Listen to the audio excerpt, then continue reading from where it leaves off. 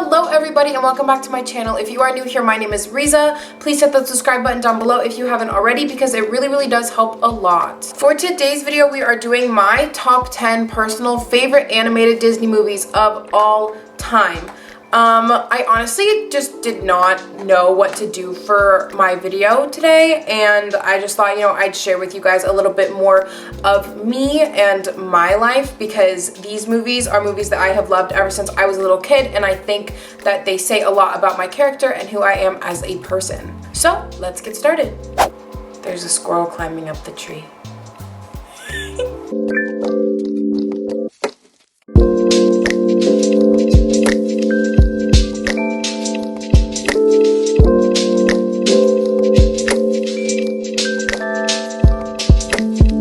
Okay, so I am going to go backwards from number 10 all the way to number 1. So we are going to start with number 10, which is going to be an extremely goofy movie. So the goofy movies in general are some of my favorite movies because, obviously they're really goofy and they're really funny, but also just because I think that the characters are so well done. I think that, the Disney franchise really had Goofy as one of the Fab Five, but they also made one of the Fab Five characters into their own individual story and their own individual life, and I think that that really brought out Goofy as one of the Fab Five as well as just the movie and, Max and all the other characters in the movie itself. So yeah, that is why it is my number 10. Number 9 is gonna be Lilo and Stitch, and it's purely for the fact that growing up, I wanted Stitch everything. Like the face mask that I bought off of the Disney website is the Stitch face mask, and it's just because, I don't know what it is about Stitch, but I am obsessed with him. I have been ever since I was a really little kid. I also just really love the storyline, and I can't say that about a ton of Disney movies because some of the storylines are kind of like meh, but I love the characters, and this way it's actually the opposite way around, and I love the storyline the most, and then Stitch kind of just comes on top of that as, like a little cherry on top. So that is why it is at number 9. Number 8 is going to be Lion King 2. Now I know you're gonna say, Riza, you're fake because you like the straight to DVD sequels. That's not necessarily true. Let me explain. So I can't with this squirrel that is in the tree. He's hopping from branch to branch. It's just so cute. Anyways, I can't. Basically my thing with Lion King 2 versus Lion King 1 is I love the original Lion King, except just, I don't know. I like the Broadway version of the Lion King better, I think, and so that's why I'm saying I like Lion King 2 better than the original animated feature. Don't get me wrong, I love both of them, but I do like the soundtrack more in Lion King 2 than I do Lion King 1.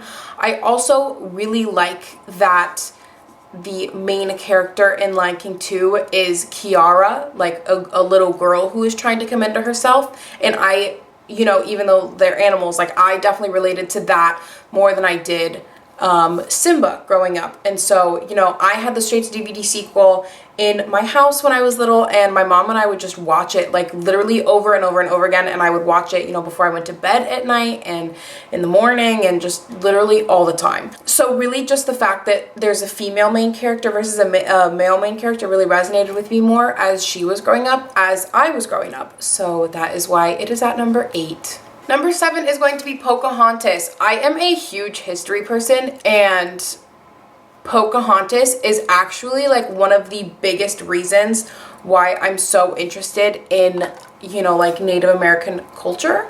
So my mom is an elementary school teacher, and she used to do lessons with her kids about, the Kumeyaay and all of these other Native American tribes that were around our area, and I was just so interested in it, and it was because I watched this movie so much when I was a little kid. So I really associate Pocahontas with helping me understand what I like and what I don't like when I was a child, so I can know what I want to do in the future. Number 6 is going to be Aladdin, and that is literally just because I used to have the biggest crush on Aladdin. Let's be real, I still have a crush on Aladdin, but it's okay. Yeah, I always loved the idea of like, you know, falling in love and like riding on a magic carpet. Like you know what? I wanted to be Jasmine when I was little, and that's okay because so did everyone else. Number 5 is going to be Hercules, and it's the soundtrack. The soundtrack, the soundtrack, the soundtrack. I love the soundtrack in this movie. I can watch this movie on repeat, you guys, just because of the soundtrack. I performed a couple of the songs that are in that movie with a few friends of mine a really, really, really long time ago. And it is just some of my favorite music. It is just so well done and so good that I think that the music in Hercules is extremely underrated. Another thing with Hercules is I am a huge fan of Greek mythology, and so I think that also came into play of why I like Greek mythology so much, is because I was really into Hercules and, you know, like reading the Percy Jackson books and stuff like that when I was a little kid. At number 4, we have Peter Pan. Peter Pan is at number 4 because, you know, genuinely, like, I don't know why I love this movie so much. Like, I really don't, I don't know. It was, I think, one of the first Disney movies I ever saw when I was a little kid, and I personally, like, in my life have had like a lot of stuff that has happened that has been like difficult, I mean, I guess you could say. And I think that the idea of like, you know, going to a different place and escaping the real world and staying young really, really, really connected with me when I was really little, even before anything had happened in my life. And I always try and hold on to that even now. So for example, like, Disney is my Neverland. Does that make sense? Like, Disney is my place that I like to go and escape from everything else that's happening in my life. It is really, really sad and really upsetting to me that Disneyland is closed right now, and I know that by saying that I am dating the video, but today it is, I don't even know what day is it today. Today is July 6th, which is Monday, and Disneyland is still closed. And yeah, so Disneyland is the equivalent of my Neverland. And it honestly has always been like that, even when I was a really little kid, especially now with everything going on and everything that happened to me in the past. I think that Disney has really helped me, you know, bring out my own sense of character. And I think that Peter Pan taught me that, like, it's okay to grow up, but also have a childlike mindset and childlike optimism in life. Number 3 is The Nightmare Before Christmas. I have a lot to say about this one, so I'm going to keep it super short. When I was super duper little, I was always really, really interested in everything kind of more on the morbid side, and everything that was like not, you know, super fairies, princesses, stuff like that. Obviously I was interested in that kind of stuff, but I also was really interested in, you know, skeletons and I don't even know, a bunch of other stuff. So the first time I saw Nightmare Before Christmas, I was like, oh my gosh, like, this is everything I like in an animated Disney movie. And that is how I started liking Tim Burton. Tim Burton is probably, like, if I were to like pick one genre, I guess, of, you know, things to watch, it would be everything Tim Burton. I don't know what it is about Tim Burton movies, but I think that he really, really captures what I was really into as a little kid, and it just brings back everything that I loved when I was little, and I love it. I also love the fact that Nightmare Before Christmas, it can be taken both in the holiday time and be taken at Halloween time. For those of you that do not know, Halloween is my favorite holiday of all time, which can also explain why I like morbid stuff and, like, you know, kind of paranormally, supernaturally stuff, I guess. Yeah, I love Nightmare Before Christmas. Like, not Disney movies, just my top 10 favorite movies is number 2.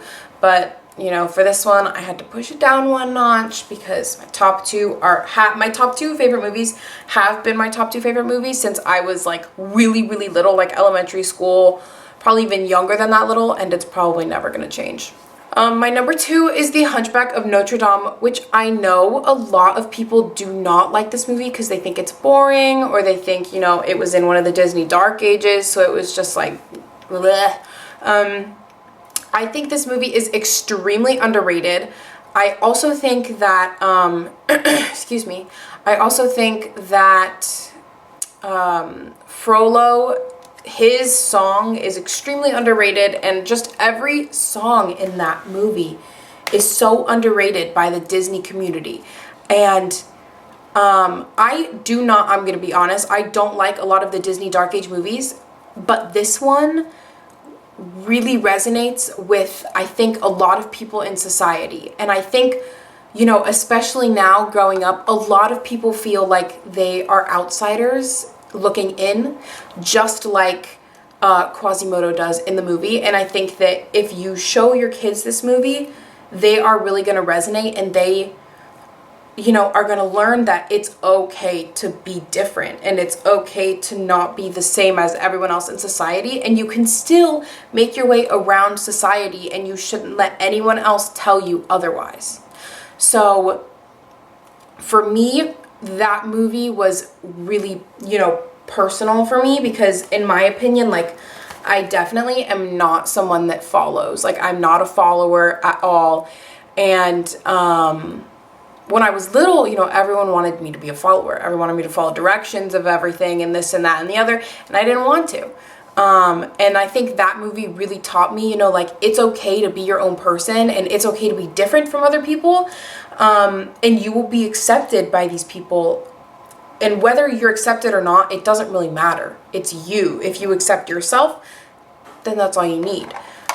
So I think that especially that movie teaches such a good life lesson to kids that we, as, you know, older people and adults, need to portray to, you know, the next generation of kids. So that is why it is at number 2, because it holds such, you know, rich life lessons in it. Whether you want to see it or not, or whether you actually like the movie or not, you can't deny that, like, this movie has really deep embedded life lessons in it.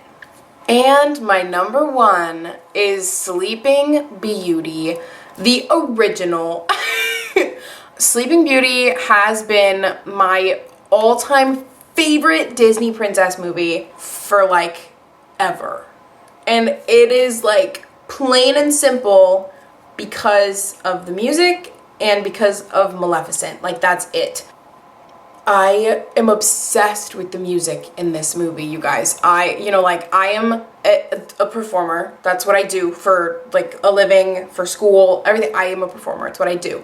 I am obsessed with the music in this movie. I also am obsessed with the two-dimensional, very light, airy art that they use in the movie, and I think it is extremely creative and extremely well done.